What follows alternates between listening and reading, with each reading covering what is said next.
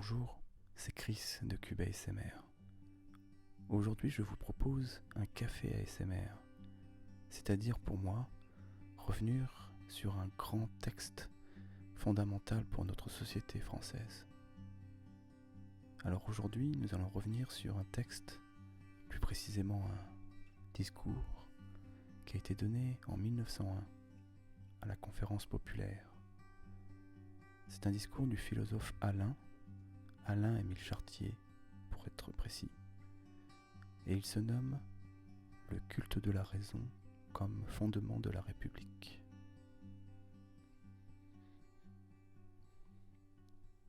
Tout gouvernement qui n'est pas la République est exactement représenté par l'image du pasteur et du troupeau. Le pasteur protège ses moutons, il a des chiens pour cela. Mais il tond les moutons. Les moutons vivent non pour eux, mais pour lui. Or on voit bien comment le pasteur reste pasteur de son troupeau. Les moutons n'ont ni dents ni griffes. Mais on ne voit pas comment un roi ou un petit nombre de gouvernants peuvent gouverner par la force un peuple d'hommes. Un tel gouvernement est à vrai dire impossible.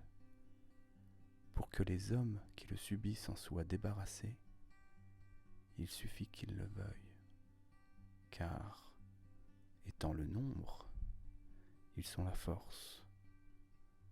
Oui, cela est étrange, mais c'est ainsi. Aucun despote ne gouverne par la force. Mais il y a une condition de l'existence du despotisme qui peut le faire durer indéfiniment si elle est remplie. C'est la confiance.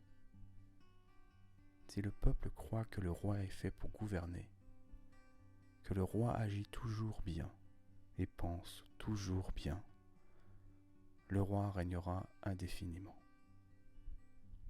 Le roi ne pourrait régner sur les corps par la force, mais il règne sur les âmes par le respect qu'il leur inspire. Et c'est de là que vient son autorité. Tout despotisme durable est un pouvoir moral, un pouvoir sur les âmes. Et sans doute il arrive rarement qu'un peuple ait entièrement et toujours la foi. Aussi les meilleures monarchies se maintiennent, plutôt qu'elles ne durent, à force d'adresse, et à la condition d'entretenir la confiance du peuple par des subterfuges, tels que remise d'impôts, réformes illusoires, exécutions retentissantes. Mais ce n'est toujours que dans la mesure où le peuple a confiance que la monarchie dure. Tout despotisme repose donc non point sur des gardes et sur des forteresses, mais sur un certain état d'esprit. La vraie garde du despote, ce sont les âmes serviles sur lesquelles il règne. Nous appellerons âme monarchique l'âme qui contribue ainsi pour sa part, et par les opinions et les croyances qu'elle a, à fortifier le despotisme. Nous y apercevons des traits nombreux: la puissance de l'habitude, l'indécision, la facilité à se laisser corrompre, l'égoïsme et beaucoup d'autres. Nous négligerons pour le moment tous ces caractères dérivés et nous nous en tiendrons à ce qui est essentiel, la confiance ou la crédulité, ou encore la foi, c'est-à-dire une disposition à gérer ses opinions d'après celles d'autrui, et notamment d'après celles de quelques-uns qui passent pour plus savants et plus sages que les autres.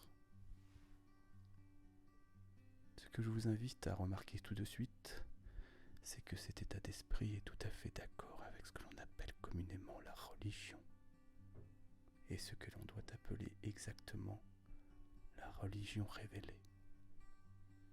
La religion révélée exige en effet que l'on règle ses opinions sur les opinions contenues dans de certains livres dits sacrés, ou enseignés par de certains hommes qui sont dits dépositaires de la parole divine.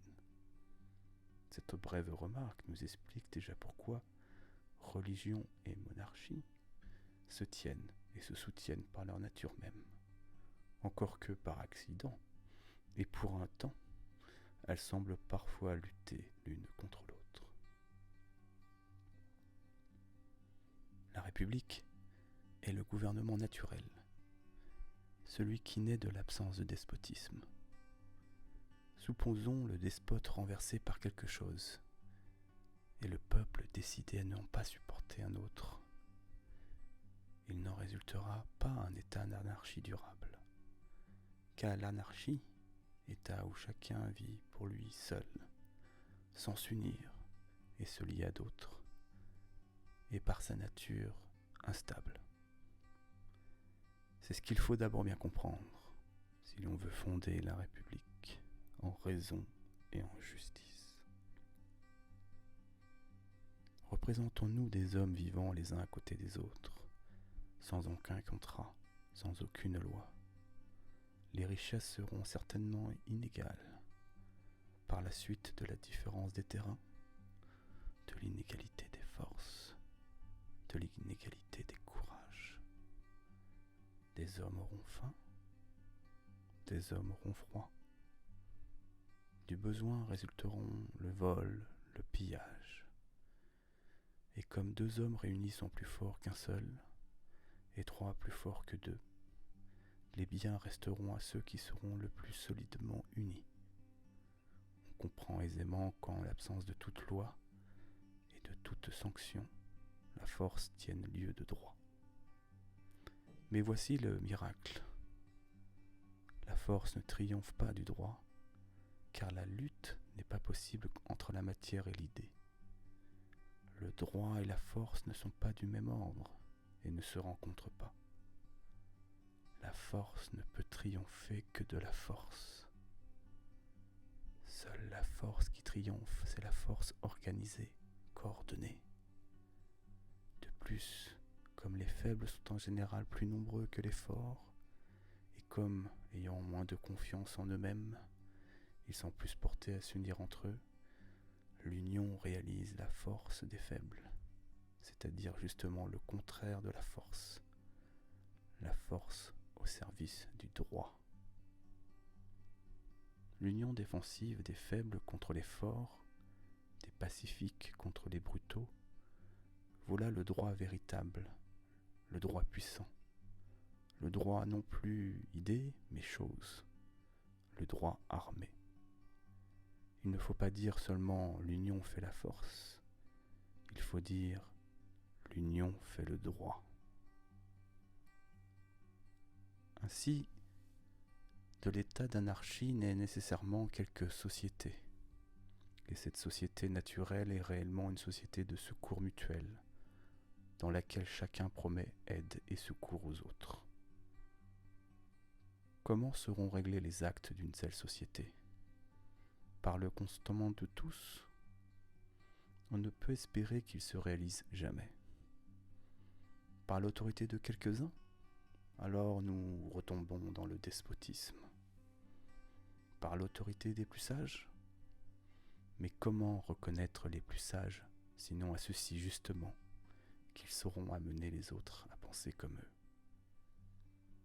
Toute supériorité étant discutable, et la discussion supprimant l'union et ainsi la paix, qui sont justement ceux que l'on cherche, on arrive à compter ceux qui proposent une opinion et ceux qui la combattent, et l'on choisit l'opinion qui est celle du plus grand nombre.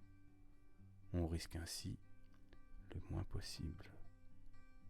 Car ou bien tous les hommes sont à peu près également sages, alors il est raisonnable de donner à toutes les opinions une valeur égale, ou bien il y a parmi eux des sages. Alors on doit penser que le plus grand nombre sera converti par les sages. Et il n'y a pas d'autre manière de reconnaître où sont les sages. Donc l'opinion qui sera approuvée par le plus grand nombre sera choisie comme la meilleure. Comprenez bien cela et remettez-le bien dans votre pensée lorsque l'on critiquera devant vous le suffrage universel.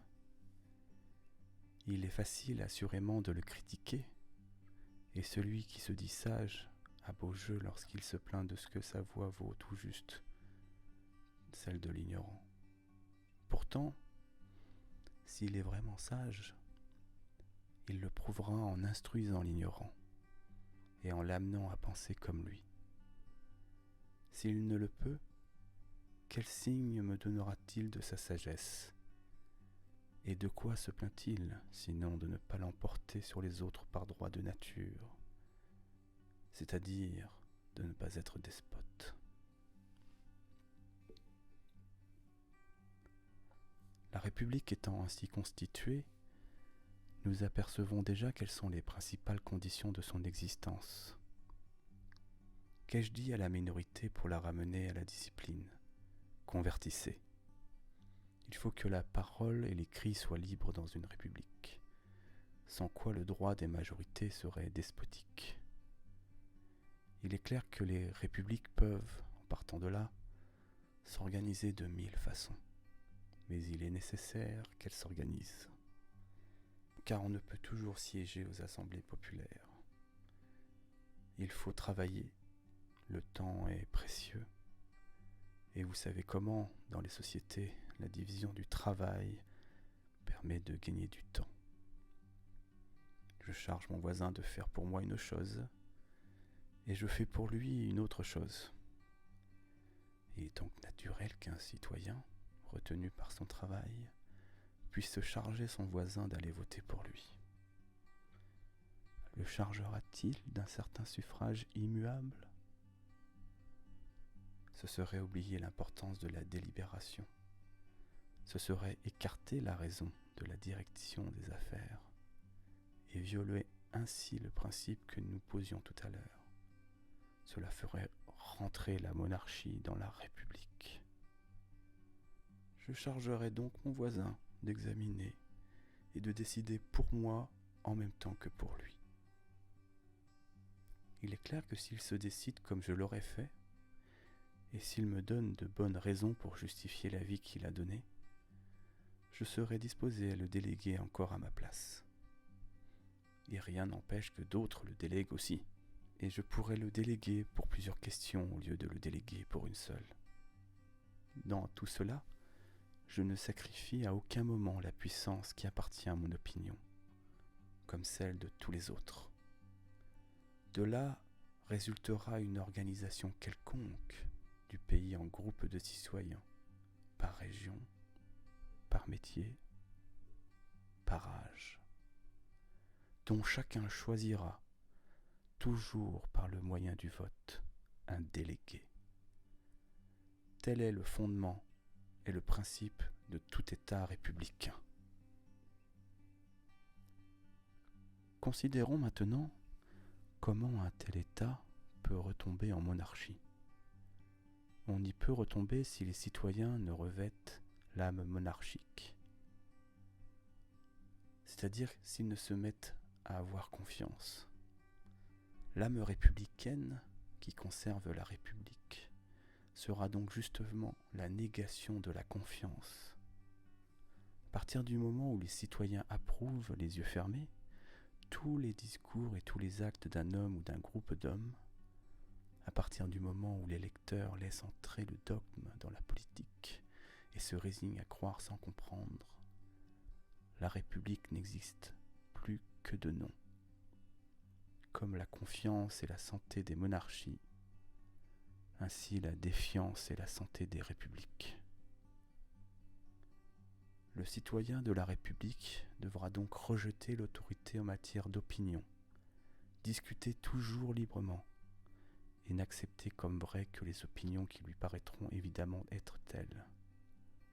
Juger ainsi, c'est justement user de sa raison. Et voilà pourquoi j'ai donné comme titre à cette conférence le culte de la raison comme fondement de la République. C'est réellement sur des âmes raisonnables qu'est fondée la République. Mais à ce sujet, quelques explications sont nécessaires afin que vous distinguiez nettement ce que c'est que juger par raison et ce que c'est au contraire que suivre l'autorité, la tradition ou le préjugé. Lorsqu'un homme juge que 2 et 2 font 4, Nous sommes tous d'accord pour penser qu'il ne se trompe point, et nous inclinons même à penser qu'il sait là-dessus tout ce qu'il peut savoir. Pourtant, si nous apprenions au perroquet à répéter cette formule, nous ne dirions pas, après cela, que le perroquet a raison quand il la répète. Dire le vrai, ce n'est pas encore avoir raison. Il faut aussi savoir pourquoi on dit cela et non autre chose. J'ai connu une petite fille qui apprenait sa table de multiplication et qui, lorsque l'on lui posait par exemple cette question, combien font 3 fois 4, essayait quelques nombres au hasard comme 16, 13 ou 10 et se consolait en disant « Je n'ai pas gagné », comme si elle eût joué à la loterie. Combien d'hommes se contentent d'avoir gagné, c'est-à-dire de tomber sur le vrai grâce à la sûreté de leur mémoire. User de sa raison, ce n'est assurément pas répéter ainsi le vrai auprès d'autres. Un homme raisonnable ne doit point croire que 2 et 2 font 4, mais comprendre que 2 et 2 font 4. Et pour y arriver, que fera-t-il ? Il divisera la difficulté. Il commencera par former 2, en ajoutant 1 à 1.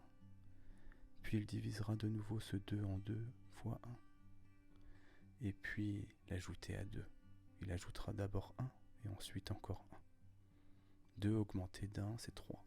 2 augmenté d'1 et encore augmenté d'1, c'est 3 augmenté d'1 et 3 augmenté d'1, c'est 4.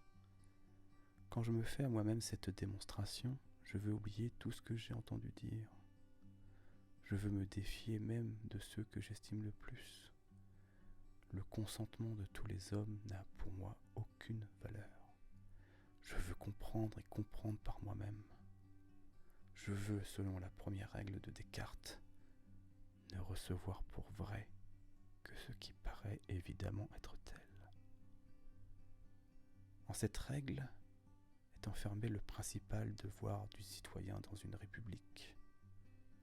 Pour être sage, pour être raisonnable, pour être vraiment libre, que faut-il ? Ne rien recevoir pour vrai que ce que l'on reconnaît évidemment être tel. Et tant qu'on ne voit pas une chose quelconque aussi clairement que l'on voit ce que 1 plus 1, 2 plus 1, 3 plus 1, ose se dire à soi-même, oser dire aux autres, je ne comprends pas, je ne sais pas. Socrate disait que toute la puissance de son esprit venait de ce qu'il savait quand il ne savait pas qu'il ne savait pas. Et si je m'en tiens à mon exemple, et si je dis qu'être raisonnable, c'est admettre que ce qui apparaît comme entièrement clair est parfaitement évident, si je dis qu'être raisonnable, c'est refuser d'admettre ce qui n'apparaît pas comme entièrement clair et parfaitement évident, alors j'aperçois en tout être la raison tout entière, et je comprends l'égalité, principe des républiques. Car si tout ce qui est obscur pour quelqu'un doit être tenu par lui-même comme douteux, et si un homme n'use de sa raison que lorsqu'il affirme ce qui est parfaitement clair pour lui, qui donc pourrait manquer de raison ? Quel homme pourrait ne pas comprendre comment 2 et 2 font 4 s'il conçoit la question ainsi que nous l'avons expliqué tout à l'heure ? Et remarquez-le, jamais aucune question ne sera plus difficile que celle-là. Chacune des parties de toute question devra être aussi claire que celle-là, et que les parties de celle-là. Autrement, la raison nous conduira non pas à affirmer, mais à douter. Il n'y a pas ici de degré. Ceci n'est pas entièrement clair, nous devons douter. Et si c'est entièrement clair, où est la difficulté et comment pourrions-nous manquer de raison pour nous décider ? Il n'y a point de degré dans la raison. Il n'y a point de partie dans la raison. User de sa raison, c'est toujours faire de même. C'est toujours faire le même acte simple et indivisible qu'on appelle juger. L'on n'est pas à moitié capable de comprendre la chose la plus simple du monde, comprendre, c'est toujours comprendre la chose la plus simple du monde. Une chose qui n'est pas la plus simple du monde pour un homme est incompréhensible pour lui, et il sera parfaitement raisonnable en refusant de l'accepter. Et c'est assurément ce que voulait dire Descartes lorsqu'il disait, c'est la première phase de son discours de la méthode, le bon sens est la chose du monde la mieux partagée. Et par le bon sens, dit-il plus loin, j'entends la raison, c'est-à-dire la faculté de bien juger et de discerner le vrai du faux. Il voulait dire, et nous voyons bien maintenant qu'il faut le dire, que la raison est tout entière en tout homme. Qu'en ce sens tous les hommes naissent absolument égaux, qu'un homme en vaut un autre, que tout homme a le droit et le pouvoir de douter et de discuter, et que l'ignorance ingénue du plus simple des hommes a le droit d'arrêter le plus sublime philosophe et de lui dire « Je ne comprends pas, instruis-moi ».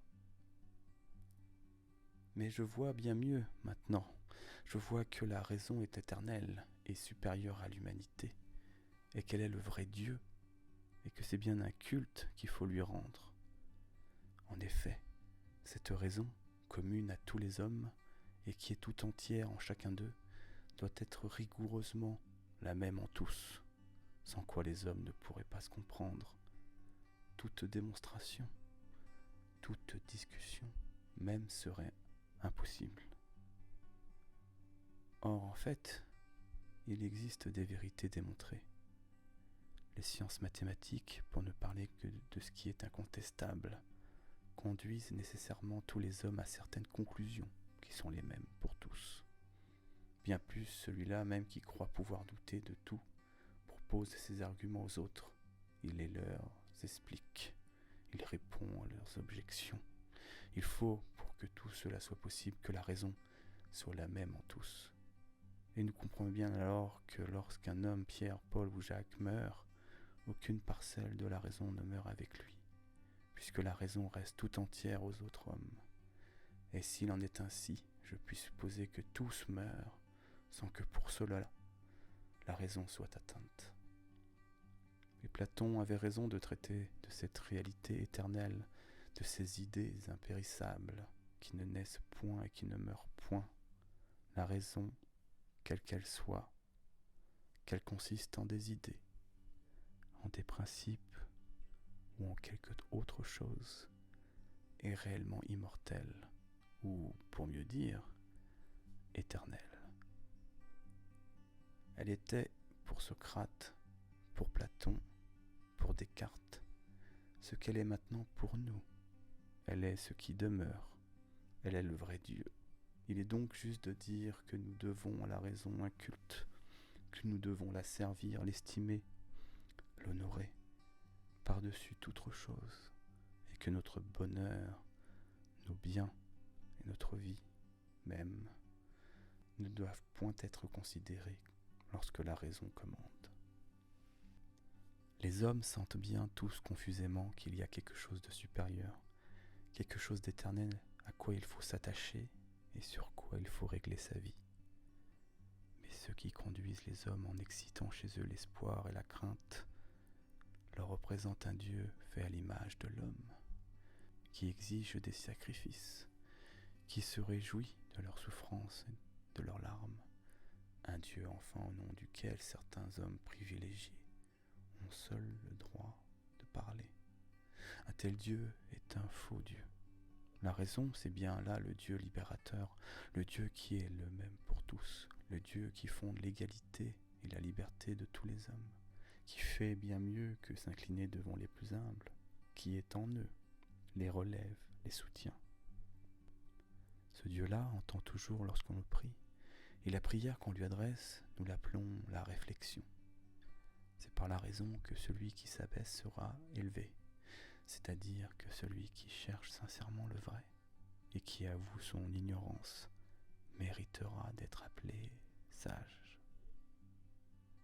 Et pour vous faire comprendre enfin que la raison est supérieure à tout autre maître, et qu'il n'est pas un homme au monde qui volontairement abaisse et méprise la raison, je veux emprunter ma conclusion à l'illustre Pascal, qui, comme vous savez, essaya pourtant de se prouver à lui-même que l'homme a un maître supérieur à la raison. La raison, dit Pascal, nous commande bien plus impérieusement qu'un maître. Car en désobéissant à un maître, on est malheureux, et en désobéissant à la raison, on est un sot.